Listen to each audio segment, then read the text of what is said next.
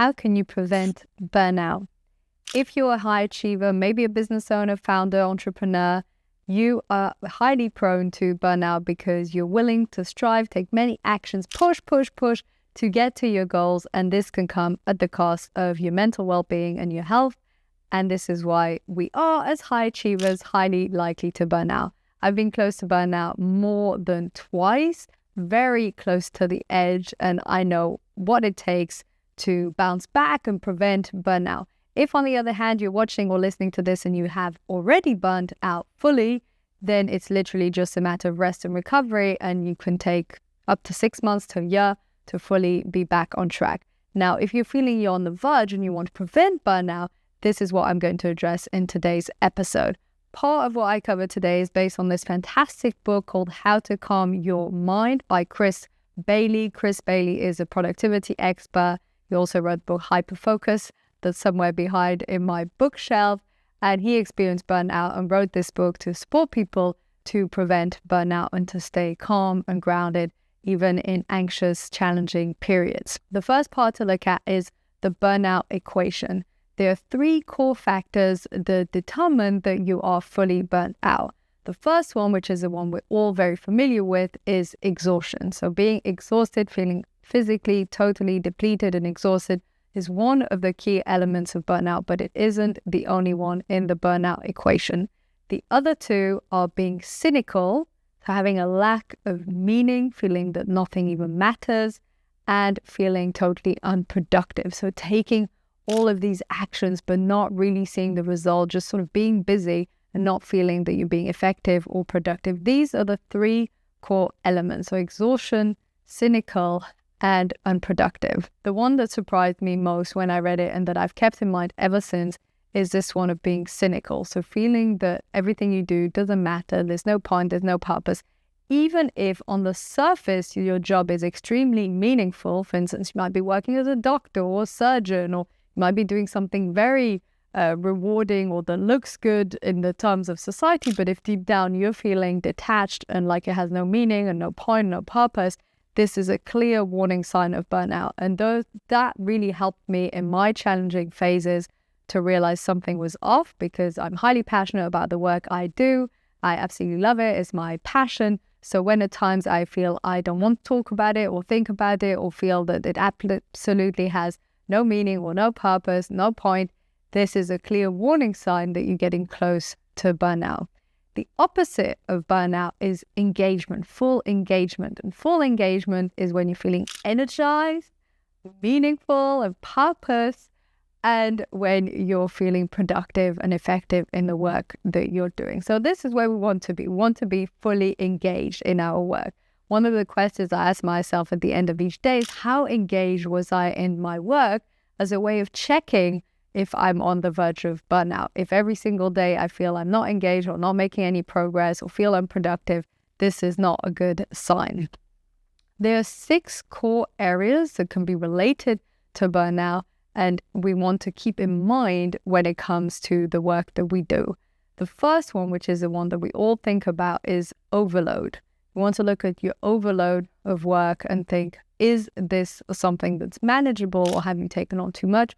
Or is it something you need to discuss with your boss or manager if you're not self-employed? And if you run your own company, how many projects have you taken on? Is this a manageable workload? This is what we think about most when it comes to burnout, simply having a strong overload. But this isn't the only factor. Typically, you can also have quite a manageable workload, not that much on your plate, and still burnt out. There are 5 other factors. The second one is feeling that you have control over the work that you do, feeling the sense of independence and what you do you can control or do in a meaningful way. This is hugely important. If you feel that there's no control, if you feel you're totally at the mercy of other events or other people, this can make you more likely to burn out. By the way, in all of these core 6 core factors, the main thing is your perception. It's not just the reality. So if you perceive to have a huge workload, even if it's not that big, that makes a huge difference. It really is about your perception here. So coming back to the 6 core factors, the first one is workload. The second one is control. The third one is insufficient reward. And when I was close to burnout, this was one of the key ones, feeling I wasn't getting as much reward as I wanted. And this can be anything from social recognition to financial reward to anything really. But if you feel that you're putting in a lot of work and you're not getting the rewards, either from your boss or from yourself, you're not giving yourself the kudos for showing up, or from other people.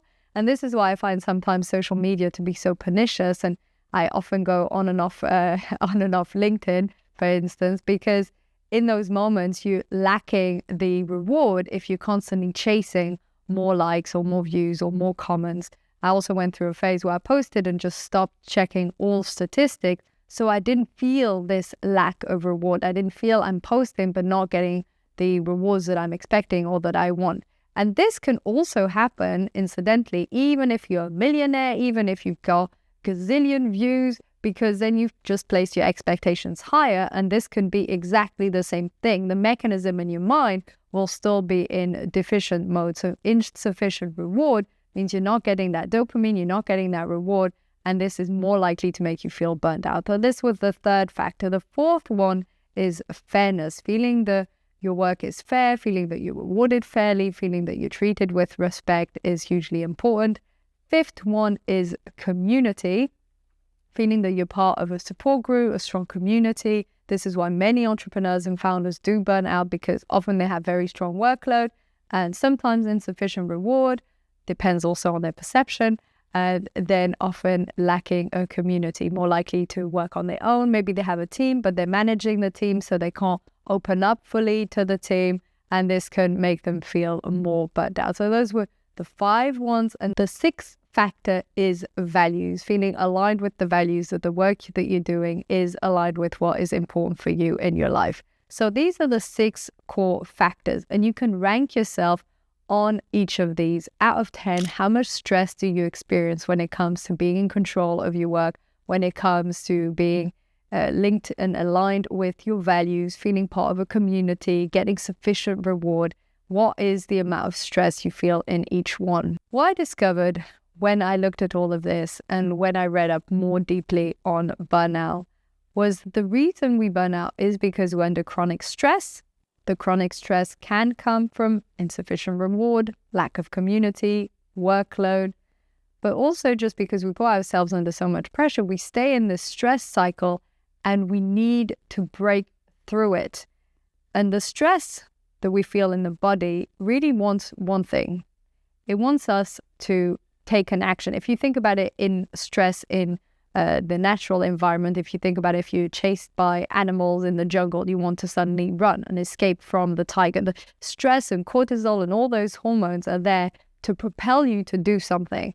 And either you need to take some form of bold action, whether it's, for instance, quitting a toxic work environment, or whether it's finally taking on that project you're procrastinating, because yes, you can procrastinate your way to burnout. That sounds like an irony, but if you're constantly putting on hold your dreams, it can also be detrimental to your mental health and cause you to feel low and cynical and exhausted because it's in the back of your mind.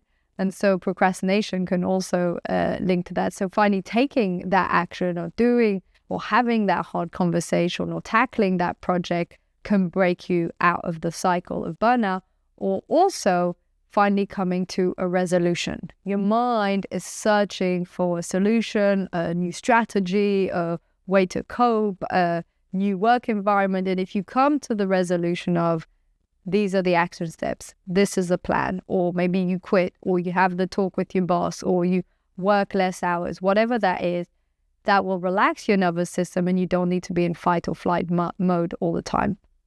What will then happen once you take that action or you find the resolution is sometimes you will find yourself going back to a high chronic stress, because this is a path that you've learned, and especially as a high achiever, is something that we naturally are prone to.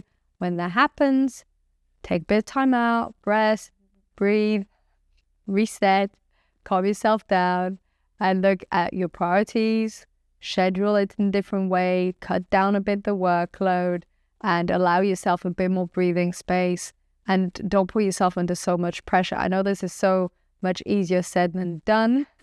I feel it's quite ironic me saying that is something I struggle with a lot, but it's just being aware that you're putting yourself under pressure and the cost that it's having on your body and your health and your mental well-being.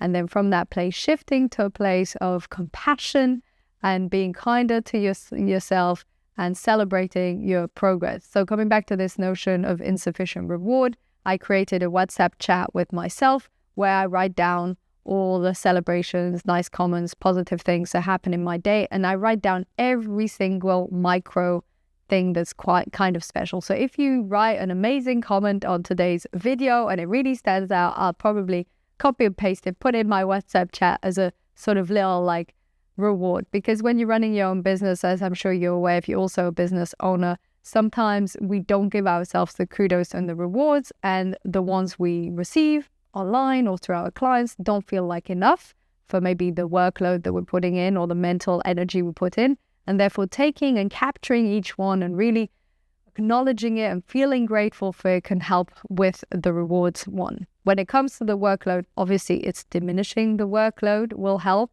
And this can be challenging and something you either need to address with your clients if you run your own company or your team, or with your boss and your managers, but you can't keep up a pace if you're so close to burnout because it's literally unsustainable and will lead to burnout. One of my favorite sayings is nothing changes if nothing changes, which means that you won't get a different outcome if you're not changing the process or something, or the strategy or the plan or something there, because the same process will lead to the same outcome. So nothing changes if nothing changes. So these were the 6 core areas when it comes to burnout. And the biggest pivotal shift is to rest. That's kind of important, but really to find that action that will be the deal maker, the one that will shift and pivot things around, and be able also to find a resolution. Look at what really is deep down the cause. Often there is one specific thing that is causing the feeling of burnout, whether it's too strong workload, whether it's a high conflict within a team or your co-founder, whether it's a personal issue that you're dealing with. Generally, there's one or more than one, but generally one that's stronger than the others, that's very, very acute. And if you find a resolution around that, some acceptance, and if you're able to navigate that, generally the burnout will subside, and you still need to be careful along the way not to slip back into it. This was a brief episode to cover this. There's a lot more information out there, but really if you're aware of the symptoms when it comes to exhaustion, feeling cynical, feeling everything has no meaning, and feeling unproductive, these are clear warning signs you're close to burnout. And then reconnecting with that sense of engagement and purpose and meaning, and from that place, putting in some healthy habits. We obviously haven't addressed here things like sleep and nutrition and exercise and a healthy social dynamic and peer group. These are all absolutely fundamental. They are all the time and they help, but they're not the root cause. These are things that can help you to manage things better, especially getting enough sleep or, doing some yoga, some exercise, a bit of Pilates. These all help, but really want to find that root cause, address it, challenge it, find a resolution around it. And from that place, we feel more calm. And then we can build in these healthy, sustainable habits to help us to have greater high performance, sustainable high performance, not burn out, and continue creating an impact in the world, people around us, making a difference, and feeling grateful for the journey that we're on. I hope this has been useful for you. If you're new to the channel, I'm Katie, high performance and resilience coach for founders and business owners, also keynote speaker and host of this podcast, The Focus Be Show. If you're new, please subscribe, leave a comment, leave a like. And if you want to, you can also leave a 5-star review on Spotify and Apple Podcasts. This really helps the show. I can't stress how much this makes a difference. It's a total game changer for me. So if you get any value from this, please support the show in any way you can. Thank you so much for tuning in. Thanks for being here, and see you in the next episode.